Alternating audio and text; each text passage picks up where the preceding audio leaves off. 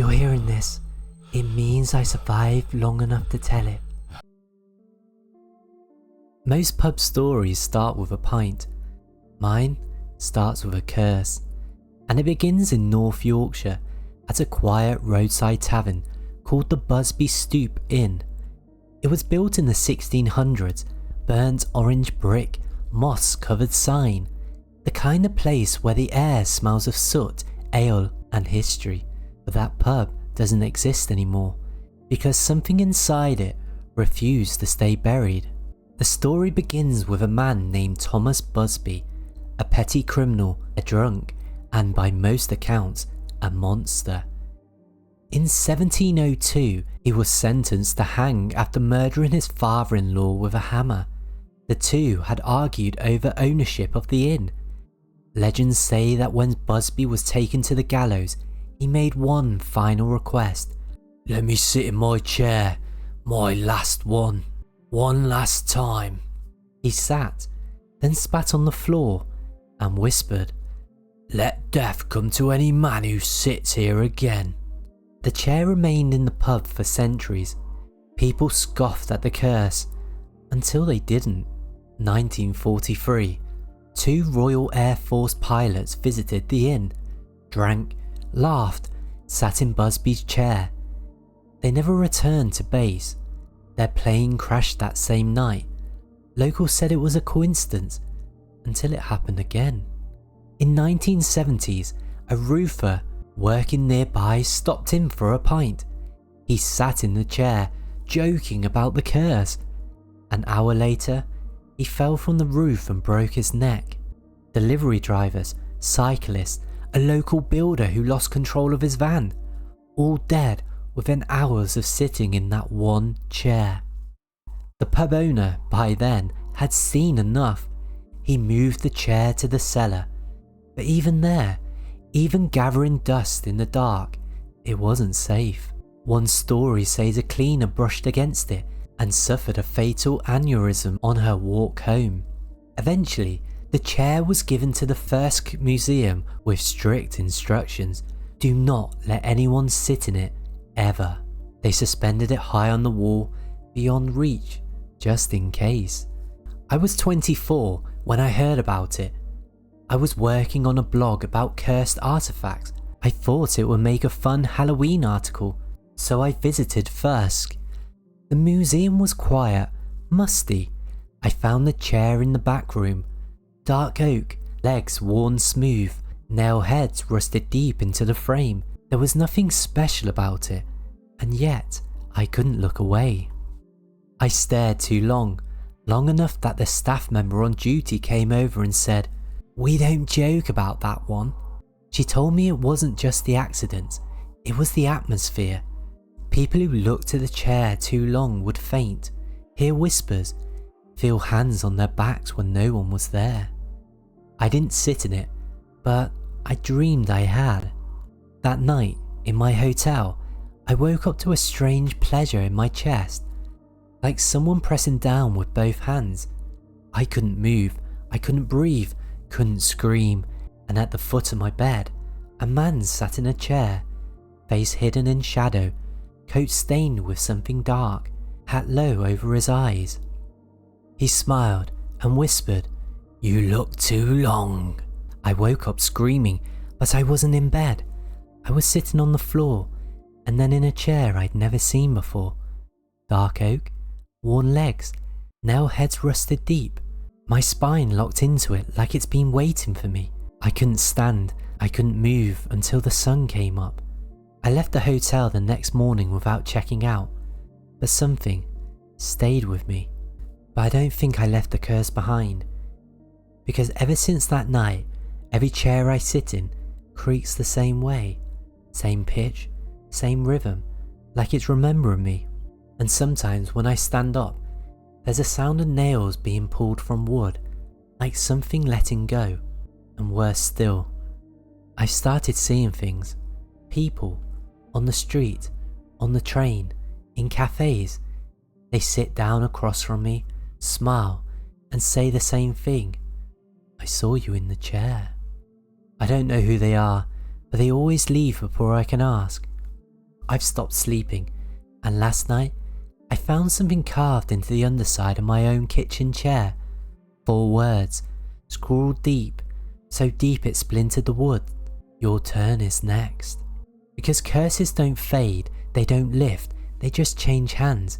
And I think I'm not carrying it anymore, because I think I am the chair.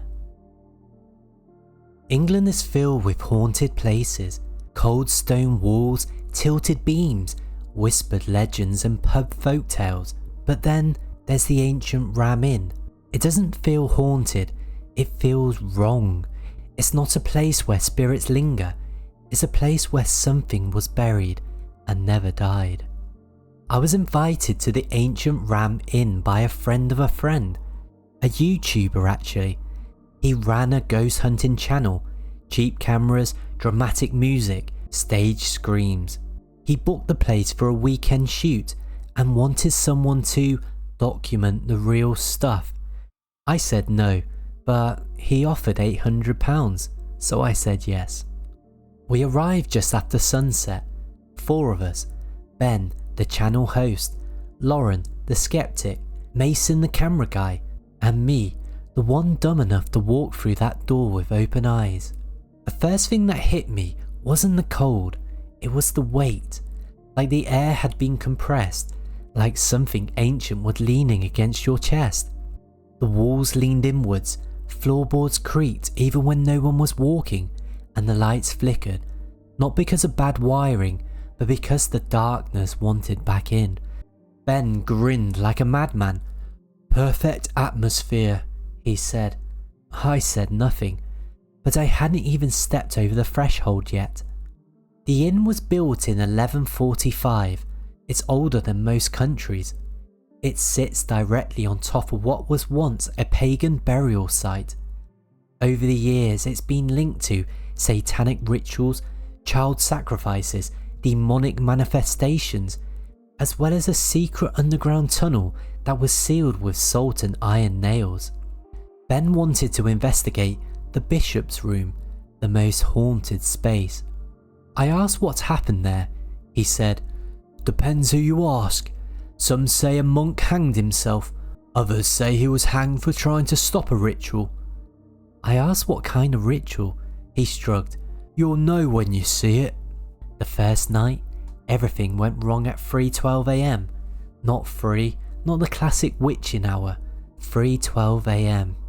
The bedroom door slammed shut, not with force, but with finality, the kind of slam you don't open again. The lights died, the temperature dropped, and from the walls themselves, came a sound I can't explain. It's not a moan, not a whisper, a chant. Low, rhythmic, not in English, not in any language I know. Mason dropped the camera. Lauren bolted for the room and didn't come back. And Ben? He sat cross-legged on the floor, eyes closed, smiling. I screamed his name. He didn't blink, just whispered, "They're underneath.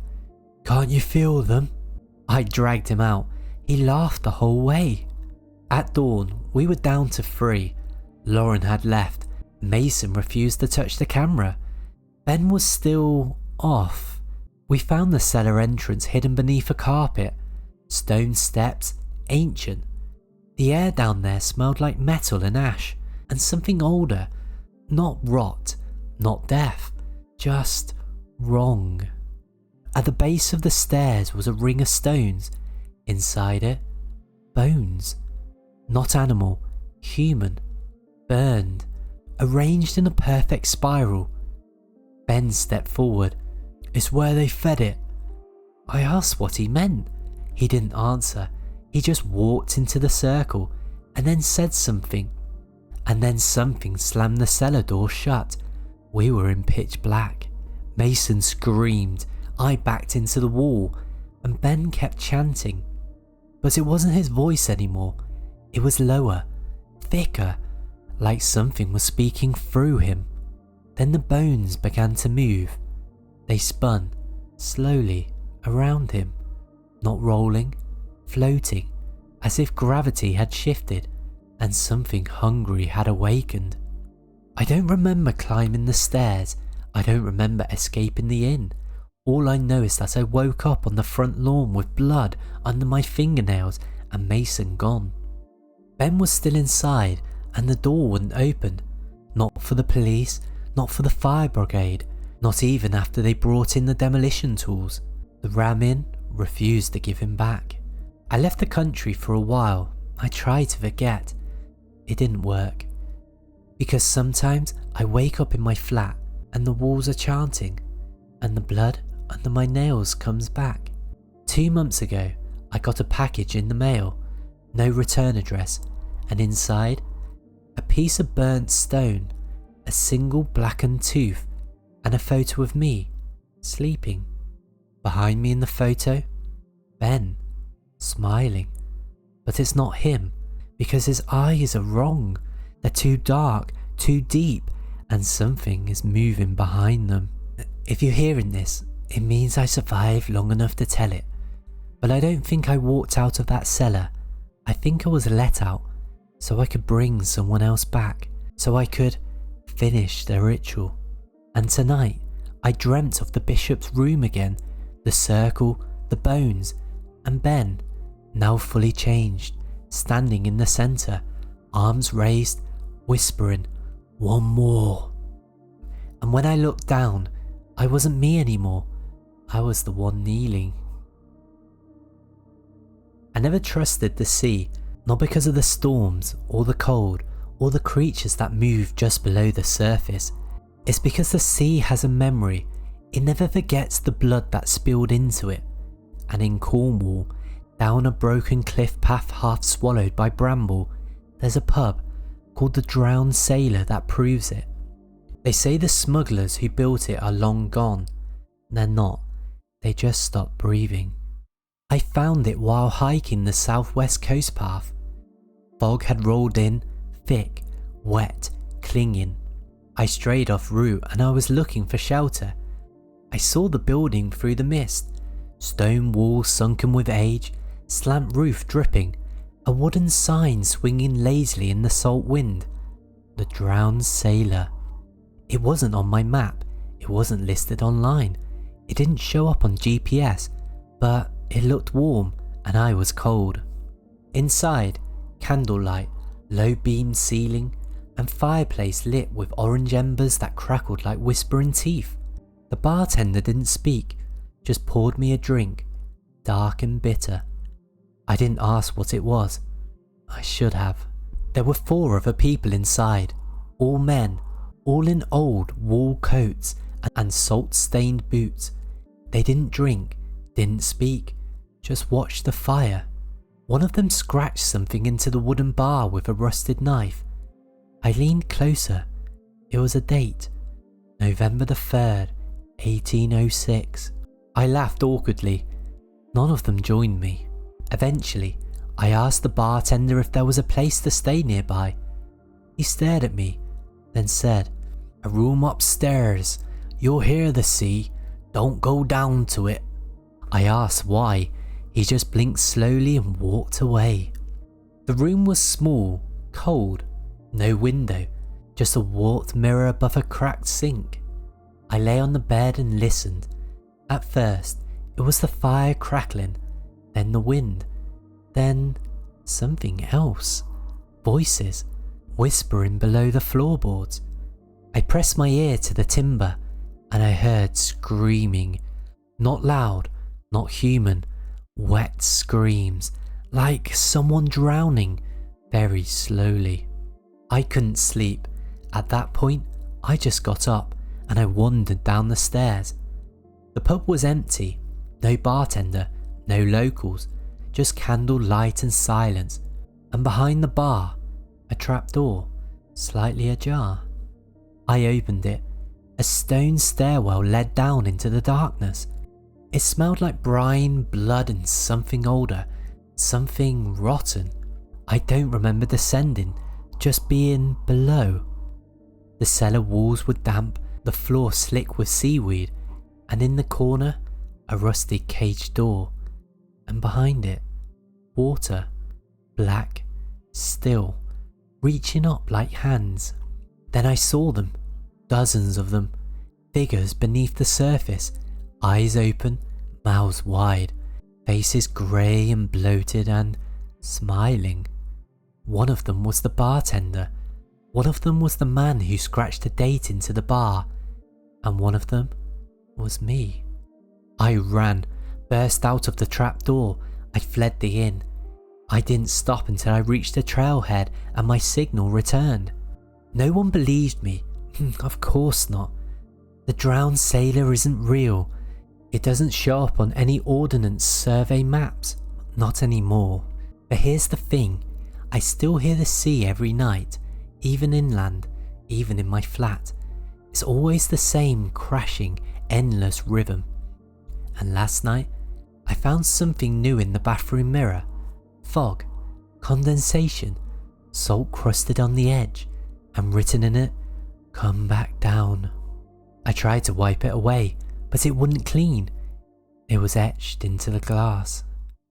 If you're hearing this, it means I survived long enough to tell it. But I know what they meant now. The locals, the bartender, the screaming under the floorboards. I drank the wrong drink, I stayed too long, and now, when I sleep, I dream in tides, I wake up wet, and the mirror always says the same thing, "Come back down." Because the drowned sailor doesn't remember it's dead, it's collecting the living, one pint at a time.